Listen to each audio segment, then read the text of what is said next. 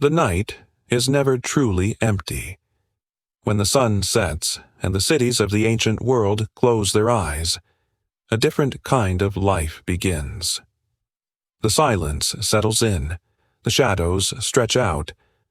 Most of history is written about those who move, the conquerors who marched across continents, the explorers who sailed into the unknown, the kings who charged into battle. But tonight, we are not moving. Tonight, we are waiting. Welcome to the Past Whisperer. In this episode, we honor the silent sentinels of history, the men and women who stood between the light of civilization and the darkness of the wild. We will stand on the freezing stone walls of the Roman Empire, staring into the fog of barbarian lands. We will walk the cobblestone streets of a plague-ridden medieval city, guided only by a flickering lantern. And we will sit in the isolation of a storm-beaten lighthouse, miles from the nearest human voice. They stood guard, so others could sleep. They watched the horizon, so others could dream. So now, let the weight of the day fall from your shoulders. Let the noise of the modern world fade into a distant hum. Find your stillness. The watch begins. Let us go back to the year 122 A.D. Close your eyes. The world you know has faded away. There are no cars, no electric lights, no hum of distant machines. There's only the wind. You are standing on the edge of the world. Under your boots, the stone is wet and slippery. This is the great fortification, the limit of the empire, Hadrian's wall. The air here is different. It does not just touch your skin, it bites. A damp, heavy mist rolls in from the north, clinging to your face, condensing in droplets on your eyelashes. You are a Roman Legionary, and you are freezing. Feel the weight on your shoulders, the lorica segmentata, your segmented iron armor. It weighs nearly 20 pounds. When you first put it on, hours ago, it felt like a shell of protection. But now the metal is cold. It acts like a conductor, pulling the heat from your body and offering it to the winter air. The leather straps dig into your tunic. The wool underneath is damp with sweat that has turned cold. Shift your weight from one foot to the other. Your sandals, the caligae, are studded with iron nails for grip, but the stone beneath them is unforgiving. The cold creeps up through the soles of your feet. It travels up your legs, settling deep in your knees, making them stiff. You take a breath, in and out. A cloud of white steam escapes your lips and vanishes instantly into the gray night. This is your reality. Stone, iron, mist, and the endless, biting cold. To keep your mind from drifting, you focus on your equipment, the tools of your trade, the things that keep you alive. Your hand tightens around the shaft of your pilum. Your heavy spear, feel the wood. It is smooth, polished by years of handling. The grain of the ash wood feels familiar against your palm. It is not just a weapon right now. It is a crutch, a third leg to lean on against the gusts of wind that try to knock you off the wall. On your left arm, the scutum, your shield. It is heavy, curved, a rectangular wall of wood and leather rimmed with brass.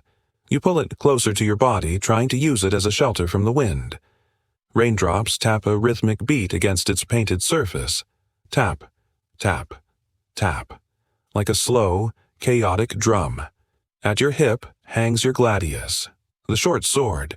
You run your thumb over the hilt. It is carved from bone. It feels solid, grounding. Every item you carry has a purpose. Every strap, every buckle, every rivet has been checked and rechecked. This gear is the only thing separating you from the chaos of nature. It is the order of Rome, wrapped around your body. The night is long, and the mind begins to wander. To escape the freezing mist, you retreat into your memory. You send your thoughts thousands of miles away, to the south. You remember the sun. Not this pale, weak light that filters through the Scottish clouds, but the true sun. The golden sun of the Mediterranean. Can you feel it? Imagine the heat on your face.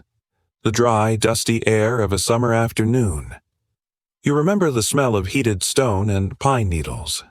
The sound of cicadas buzzing in the olive groves. The taste of warm wine, spiced and watered down, shared with friends in a tavern where the laughter was loud and the fire was hot. You remember your mother's kitchen, the smell of baking bread, the simple comfort of a linen tunic that wasn't weighed down by iron. For a moment, just a brief moment, the cold of the wall fades. You are back there, you are warm, you are safe. But then, a gust of wind hits your face, ice cold. The illusion shatters, the olive groves vanish, the golden sun is gone. You are back in the gray, back on the wall. The cold feels even sharper now, contrasted against the memory of the heat. You open your eyes and look out, forward, to the north. Beyond the wall lies Caledonia, the wild lands. It is a sea of darkness, forests that stretch on forever, hills that hide amidst the fog. The empire ends here. Civilization ends here. Beyond this stone barrier, there are no roads, no laws. You squint into the shadows. What is out there? The men in the barracks tell stories. They speak of the Picts, the painted people, warriors who move like ghosts through the heather. They say they don't fight like men. They fight like wolves. Your eyes play tricks on you. Look closely at that tree line, about 100 yards out. Did something move? Was that a shadow shifting between the trunks? Or just a branch swaying in the wind? You grip your spear tighter. Your knuckles turn white. You listen. But the wind steals the sound. Is that the snap of a twig? Or just the settling of the earth? Is that a low growl? Or just the friction of the stones? The fear is not sharp. It is dull and constant. It is the fear of the unknown. You are a tiny speck of light standing on the edge of an infinite darkness, and the darkness is watching you back. Hours pass. Time loses its meaning. There's only the wind and the ache in your legs. But then, look to the east. The black sky is turning to a deep, bruised purple, then a pale gray. The mist begins to glow, just faintly. Dawn. It is not warm. The sun here offers no heat in the morning, but it offers light. The shadows in the forest retreat. The monsters in your mind dissolve back into trees and rocks. You have survived the night, and then you hear it. The most beautiful sound in the world. The rhythmic crunch of marching boots on stone. Crunch. Crunch. Crunch. The relief. The changing of the guard. Your brothers are coming to take your place. You can feel your muscles loosening, the tension draining from your shoulders. Soon, you will climb down the ladder. You will walk to the barracks. There will be a fire. There will be hot porridge. There will be blankets. You have stood your watch. You have held the line. The wall still stands. And now, you can sleep. Leave the wind of the north behind. Leave the open sky. We are moving forward in time, more than 1,000 years, and we are moving inward. It is the year 1348. You're in the heart of a great European city. It might be the twisting alleys of London, or the stone veins of Paris. The streets here are not straight like Roman roads. They are a tangled maze, a labyrinth built by generations of secrets. The sky is gone. It is blocked out by the towering wooden houses that lean over the street, their upper stories nearly touching each other, blocking out the stars. It is raining. Not a storm, but a cold, steady drizzle. It turns the dirt and cobblestones into slick, black mirrors. You are a night watchman, and in this city of shadows you carry the only star that matters, your lantern. Feel the handle in your grip. It is made of iron, cold and rough against your palm, but it is alive. It casts a swinging circle of yellow light around your feet, back and forth, back and forth. That circle of light is your universe. Everything outside of it belongs to the night. The light reflects off the puddles. It catches the glint of a discarded metal buckle, a loose stone, a rat scurrying into a drain. You walk slowly. Your boots are heavy leather, caked with the mud of the day. Every step is an effort. Squelch, thud, squelch, thud. You carry a heavy wooden staff. It strikes the ground with a rhythmic beat. It is a sound of authority, a message to the darkness. I am here. I am watching. Your patrol takes you to the market square. During the day, this place is a chaotic ocean of noise. Merchants shouting, carts rattling, chickens clucking, coins clinking. But now, it is a graveyard of silence. You walk past the empty wooden stalls. They look like skeletons in the dark. Stripped bare, abandoned. The rain drums softly on the canvas awnings. Tap, tap, tap. You pause for a moment. If you listen closely, you can almost hear the echoes of the day. But they are gone. Now, the square belongs only to you. The wind whistles through the gaps in the wood. A loose shutter bangs against a wall somewhere down the street. Creak, bang. You lift your lantern to check the door of the guild hall. The iron lock is cold and wet. Secure. 10 o'clock, and all is well. You whisper to the empty stalls. You leave the square and enter the residential district. Here, the houses seem to crowd you. The city sleeps, but it is a restless sleep. You pass a door painted with a crude red cross. You know what that means. The sickness. You instinctively pull your cloak tighter around your face, filtering the air through the rough wool. You hear a cough echoing from an upstairs window, muffled, distant. Then the cry of a child, quickly hushed by a mother. You do not stop. You cannot stop. Your duty is to the street, to the order. There is a curfew. No one should be out, but the shadows play tricks on you. Was that a figure darting into an alleyway? A thief? A beggar? Or just a stray cat seeking shelter? You stop. You listen. Silence. Only the sound of water dripping from the eaves into a barrel. The city is holding its breath, and you are the only one exhaling. Your path leads you down towards the river. The air changes here. It gets colder. Dampness clings to your skin like a second tunic. You can hear the water before you see it. The great river, black and oily in the night. It laps against the wooden pylons of the bridge. Slosh. The mist rises from the water, swirling around your legs, trying to swallow the light of your lantern. Boats are tied up at the docks, bobbing gently in the current. Their ropes creak and groan, like old men complaining of the cold. You stand by the water's edge for a moment, watching the current flow out towards the sea, carrying the filth of the city away. It is peaceful here, in a melancholic way. The river never stops. It flowed before this city was built, and it will flow long after these wooden houses have rotted away. You are just a temporary guardian standing on its bank. Your legs are beginning to ache. The cold has seeped through your soles, settling into your knees. Fatigue pulls at your eyelids. It would be so easy to find a dry corner, to sit down, to close your eyes just for a moment. But you don't, because you are the watch. If you sleep, the city is blind. You think of the people sleeping in those houses. The baker, the blacksmith, the lord in his high bed, the beggar in the straw. They are all equal in sleep, vulnerable.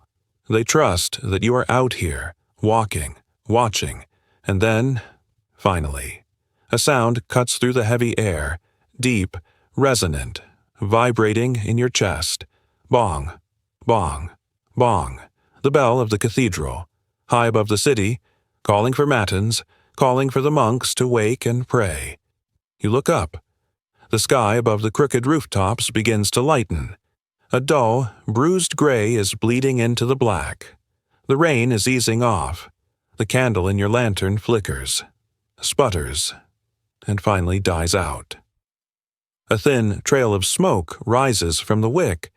Its job is done. Doors begin to unbolt. The first chimney sends a puff of white smoke into the morning air. The city is waking up. You lean on your staff, taking a deep breath of the morning mist. The shadows retreat back into the alleys. You have guided the city through another night. Safe, sound. You can go home now. The watch is over. Now, let us take one final journey. Leave the stone walls of Rome. Leave the crowded, rainy streets of the medieval city. Leave all human voices behind.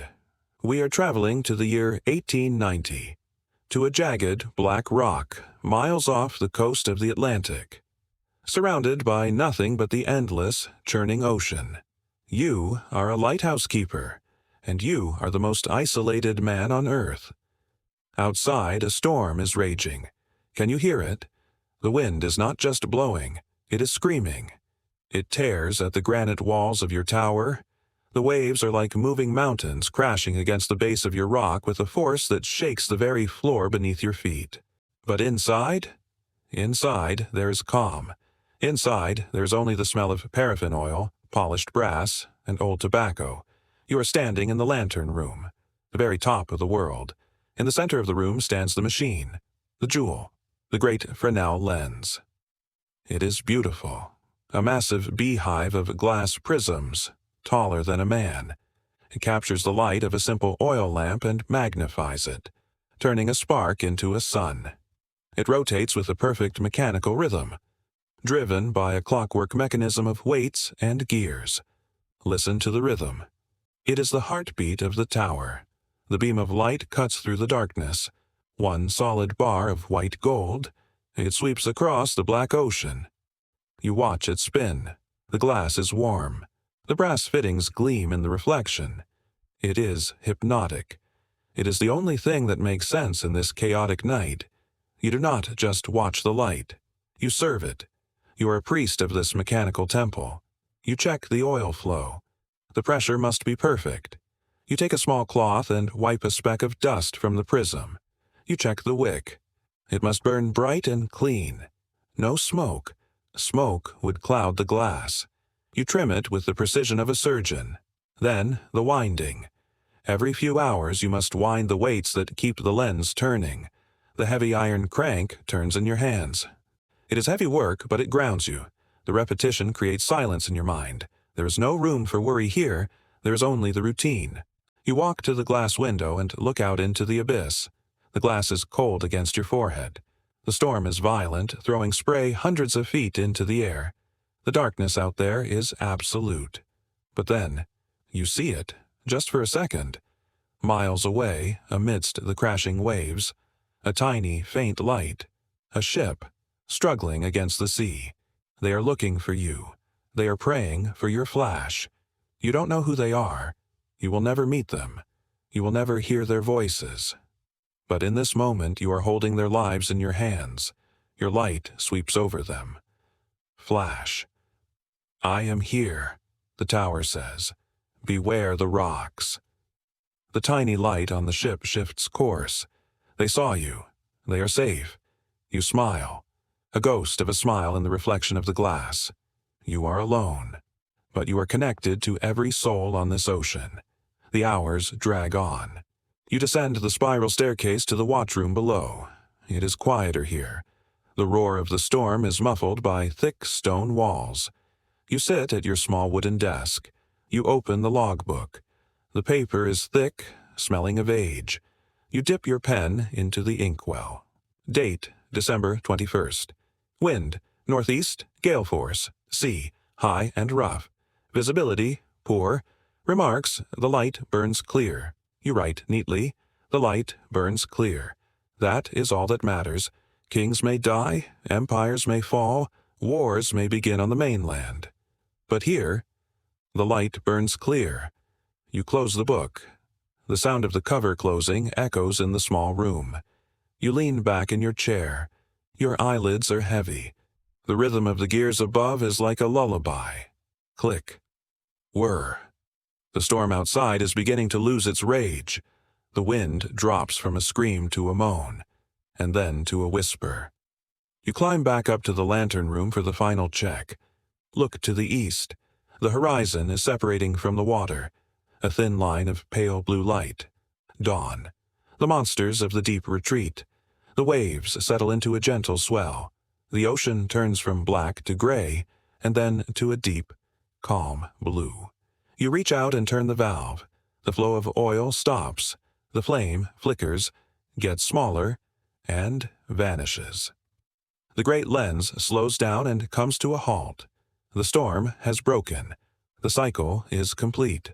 From the frozen borders of Rome to the rain-slicked streets of the Middle Ages, and finally, here, in the silence of the tower. We have stood the guard. We have faced the unknown. Now, the flame in the lens fades. The great glass eye slows to a halt. The horizon is clear. Let the world outside turn at its own pace. You are no longer on duty. Take this silence with you. Rest now, Sentinel. Your watch is ended. We have reached the end of another journey, through the dusty pages of history, but the whispers of the past never cease. Subscribe to stay with us on this mysterious voyage.